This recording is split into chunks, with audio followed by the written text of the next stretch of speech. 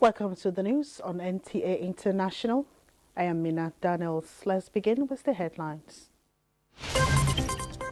Nigeria and the Republic of Benin sign agreement to strengthen bilateral trade. Iranian President visits Pakistan for a two-day official visit. Nigeria's D Tigers qualify for 2025 FIBA Women's Afrobeat Championship. President Tinubu encourages them to win the title.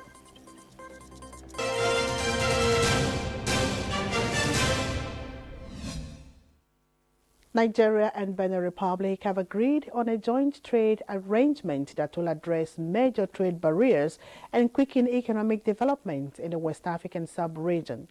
Kunle Adeyeye reports that officials from the two countries signed the treaty at an economic forum in Cotonou, Benin Republic.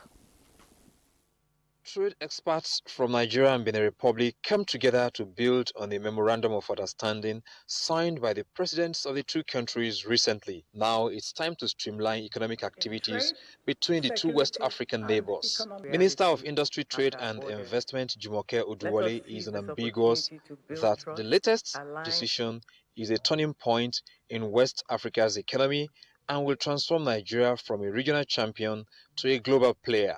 Nigeria is a trading nation. We've been working on our competitiveness and our productivity. We work in concentric circles in line with the 8-point agenda of President Bola Ahmed Tinubu. So this is a significant trade relationship.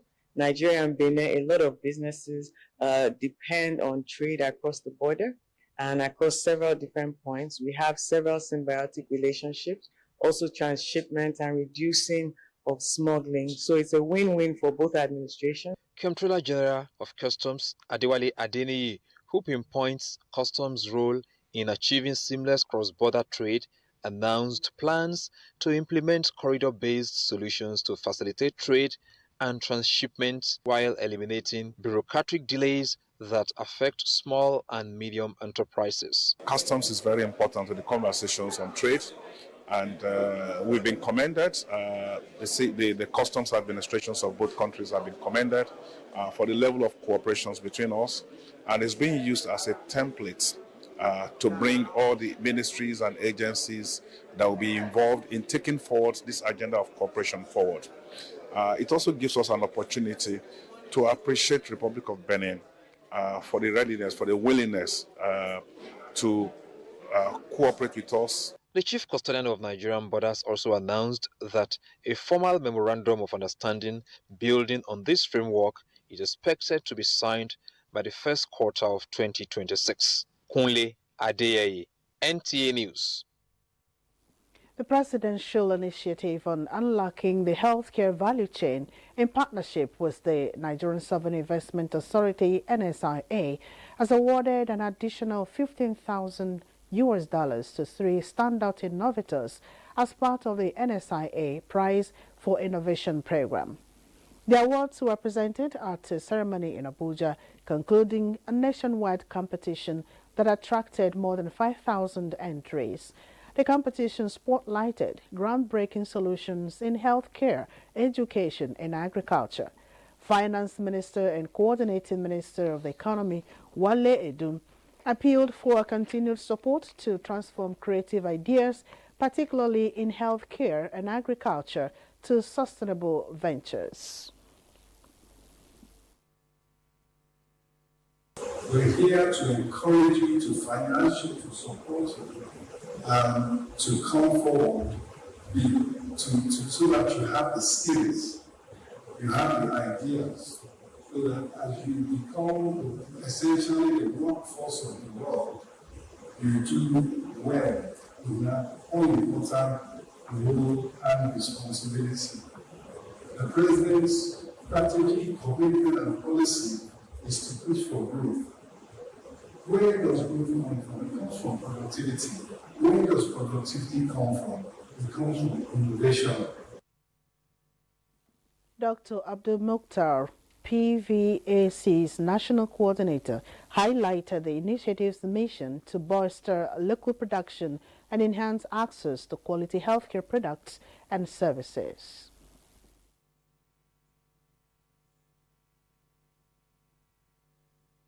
Today is all about partnerships. Partnership with the private sector, partnership with government, government agencies, but more importantly, the amazing entrepreneurs that we are seeing today. I spent the last 2 weeks with this amazing group of people in various different settings, and I must say, from what I've seen, we will be blown. I don't want to bring up what will be presented, but we'll be blown today. But I just want to say that everybody is going to be a winner today. We are selecting the top 3, but I think everybody here, including those thousands who are actually started this journey. So I must say congratulations to all of you. We're looking forward to this, and I don't envy the judges for the difficult job that they will do to select. Federal government of Nigeria has reiterated President Tinubu's commitment to boosting food security through strategic partnerships with development agencies aimed at encouraging increased investment in agricultural activities across the country. Minister of Water Resources and Sanitation, Professor Joseph Utsev, disclosed this during a discussion with the newly appointed country representative of the Food and Agriculture Organization, FAO, to Nigeria, Dr. Goden Hussein. The minister said government's commitment has attracted more investment in various aspects of agriculture and the food value chain. The FAO country representative, Dr. Hussein, said the visit is to intimate the minister of the upcoming FAO hand-in-hand initiative for the Sahel, themed investment in irrigation and water resources, and scheduled for 16th to 18th of September 2025 in Abuja. In a significant diplomatic development, Iranian President Masoud Pezeshkian is in Pakistan for a 2-day official visit. It is the first since his assumption in office, and the visit signals a renewed push to deepen bilateral ties between the two neighboring countries. Habiba Aminu has details. The Iranian leader, who was received by former Prime Minister Nawaz Sharif and Punjab Chief Minister Maryam Nawaz. In Islamabad, President Pezeshkian was welcomed with full state honors, including a 21-gun salute and a ceremonial guard of honor received by Prime Minister Shehbaz Sharif and senior government officials. High-level talks between the two sides is to focus on expanding economic cooperation with an ambitious goal to raise bilateral trade from 3 to 10 billion US dollars. Also, the leaders are to discuss joint efforts on security, anti-terrorism measures, and greater regional connectivity, particularly between the framework of the China-Pakistan Economic Corridor.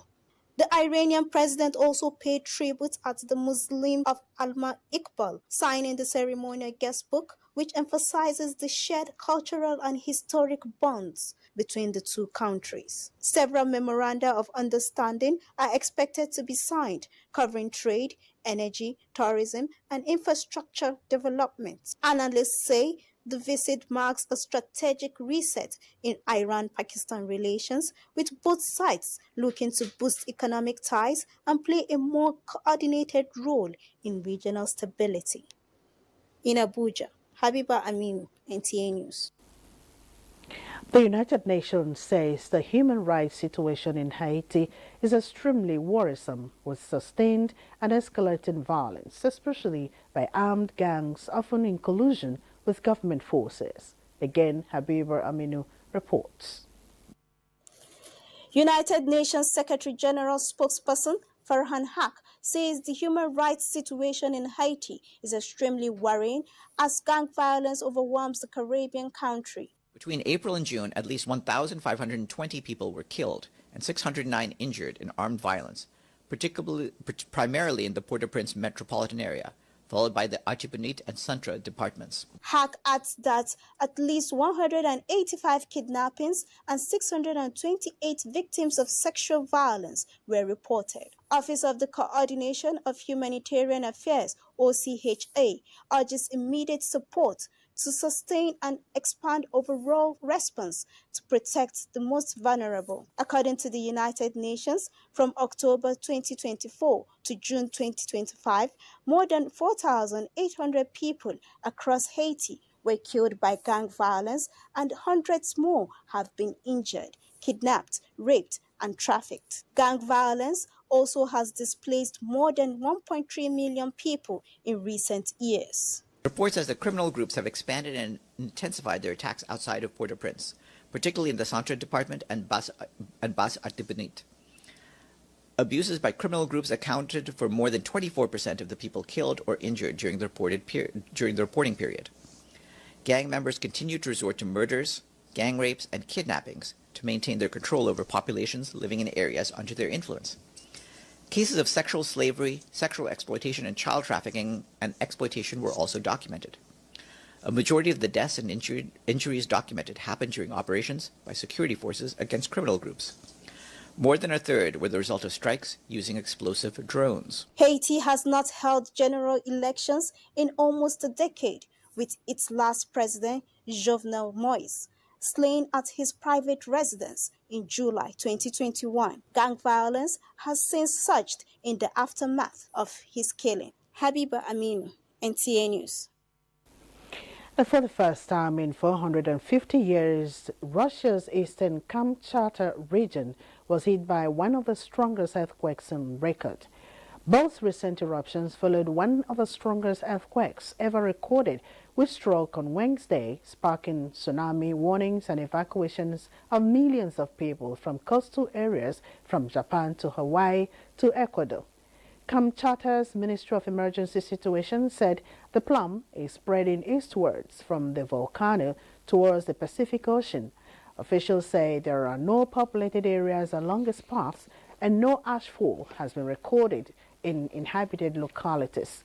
The volcano has been assigned as Orange Aviation Hazard Code, meaning flights in the area may be disrupted. Meanwhile, wildfires have swept across northwestern Spain as firefighters work to tackle several blazes. Authorities warn residents in Galicia of further fires as 3 major infernos remain uncontrolled, prompting an alert of a level 2 emergency. Reports say a fire in the Las Hurdes region of Casecares has destroyed more than 2,600 hectares within a 28.5-kilometer perimeter. As a result of the flames, 200 residents from 6 villages, Cameron, Dehesela, Hueta, Avellana, Robledo, Mercigal, and the area of Camino Morisco were forced to evacuate overnight on Thursday. More than 90 residents remain behind in student residences deemed safe, while 400 emergency service workers have been deployed to manage and contain the fire within the perimeter. A 3-story building under construction has collapsed late Saturday night, leaving residents of Kado district in Abuja in fear and uncertainty. The incident occurred near the popular Kado fish market. Kama, reporting from the scene, says the area for now is deserted, while officials are yet to make any comments on the incident. I'm standing here on Sarah Ezekwe Street, here in Kado district, where this building behind me came crashing down late Saturday night.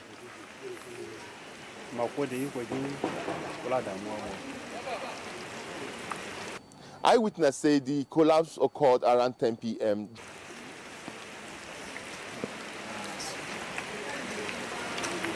Posts on social media, including from a nearby resident on X, formerly Twitter, hints that lives may be at risk, but with no confirmed casualty figures or rescue updates. It's a 3-story building of 3 blocks, still under construction. Although the area is deserted, eyewitnesses who refuse to speak on camera say the collapse may have been due to the heavy rains in the last few days, which may have weakened some parts of the building. They could not ascertain if there were people inside when the building collapsed. As of now, officials are still being expected at the scene. Kama, NTAi News. This is the news on NTAi International. Time for a break now. We'll be right back with more. Thanks for joining us again. Nigeria and its surrounding areas are currently experiencing the peak of the rainy season, leading to widespread flooding and overflowing rivers. The Nigerian Hydrological Service had previously issued a warning about potential flooding in 27 states. In this report, Musa Baba Aliyu examines the government's efforts and commitment to mitigate flooding in the country. Devastating floods fueled by heavy rainfall, dam failures and clogged drainage systems are wreaking havoc across Nigeria, with 27 states facing imminent danger. The Nigeria Hydrological Services Agency has issued an urgent warning highlighting the risk to 739 communities across 162 local government areas between July 2022 and August 5. This year alone, Nigeria has endured 2 catastrophic floods. On May 28, a flood in Mokwa, Niger State, claimed 200 lives and left over 600 people missing.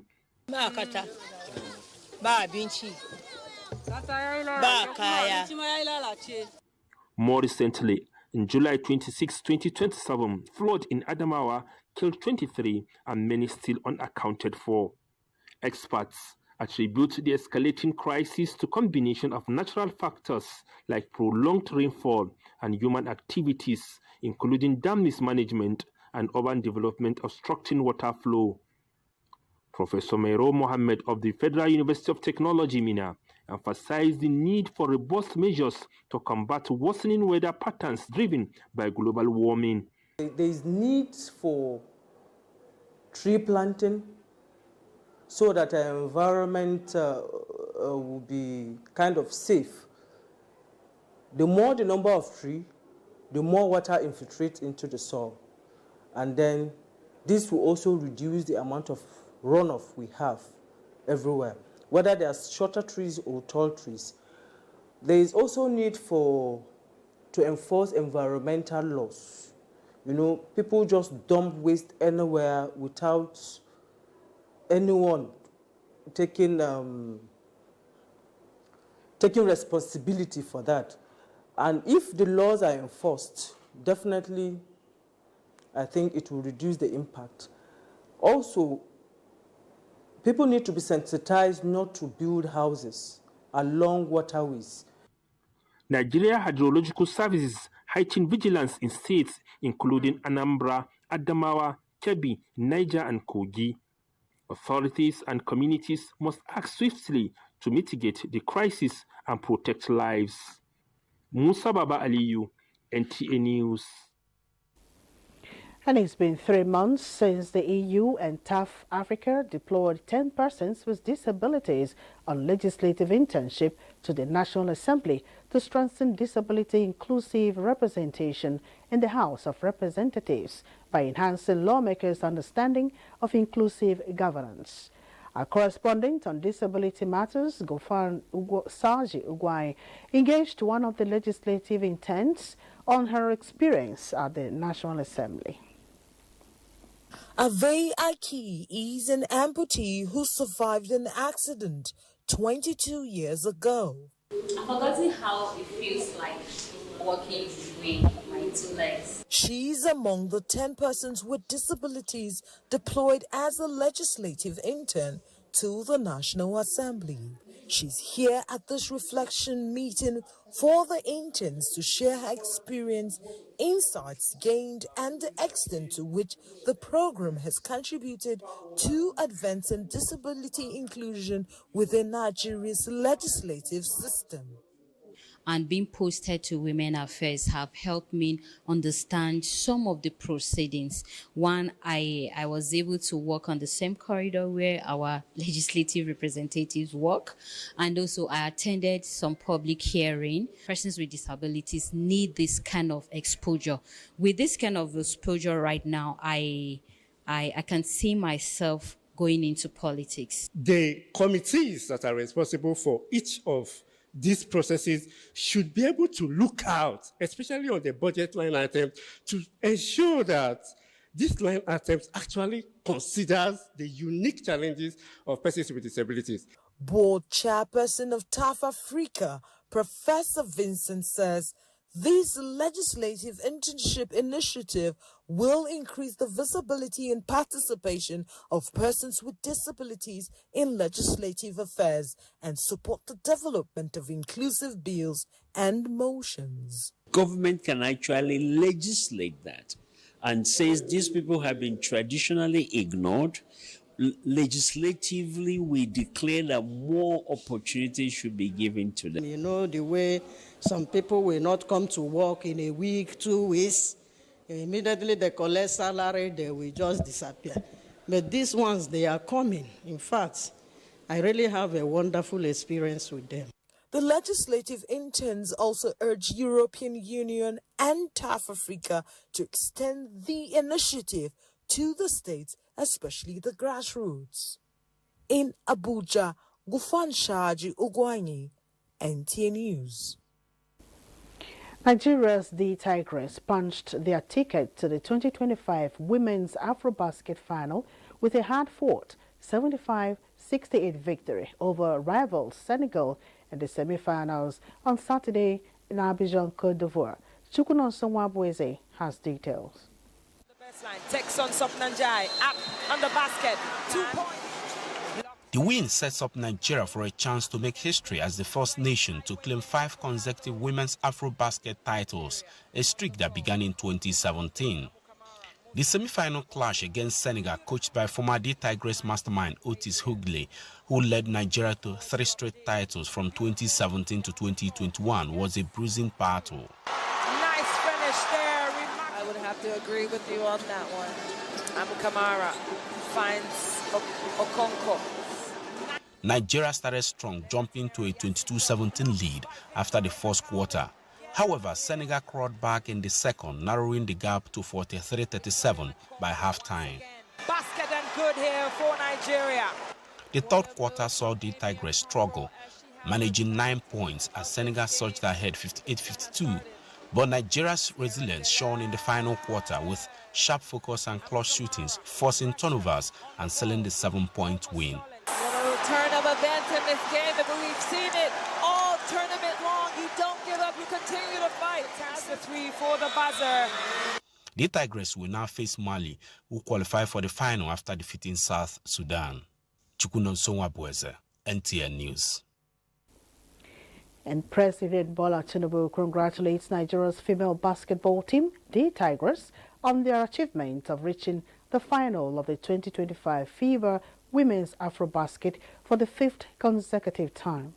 The president commends the resilience and dominance of the reigning champions, who have now defeated their Senegalese rivals for the 7th time with a historic 75-68 win in Abidjan, Côte d'Ivoire.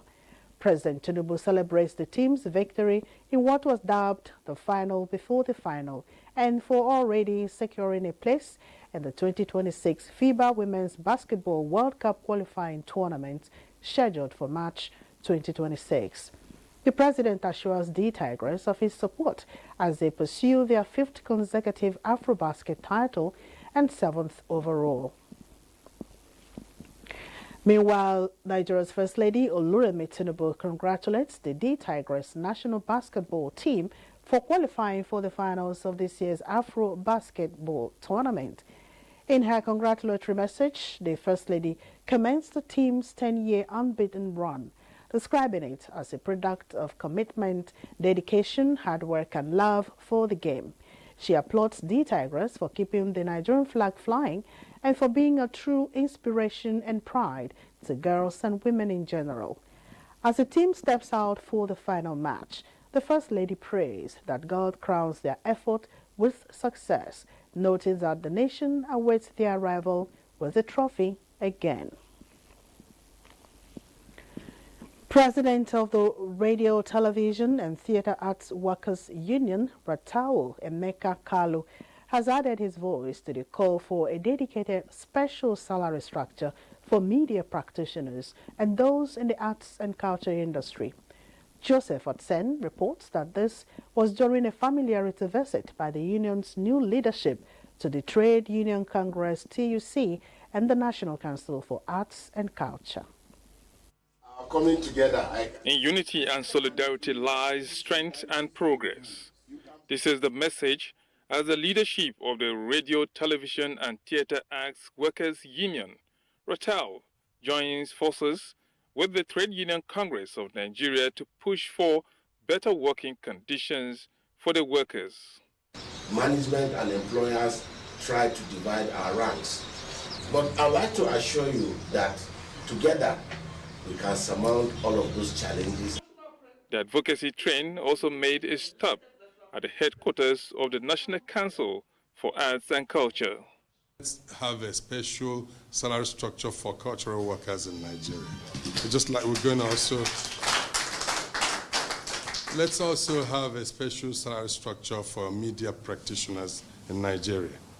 These two, you look around, you see that our essential service status should place us prime at the Committee of Trade Unions.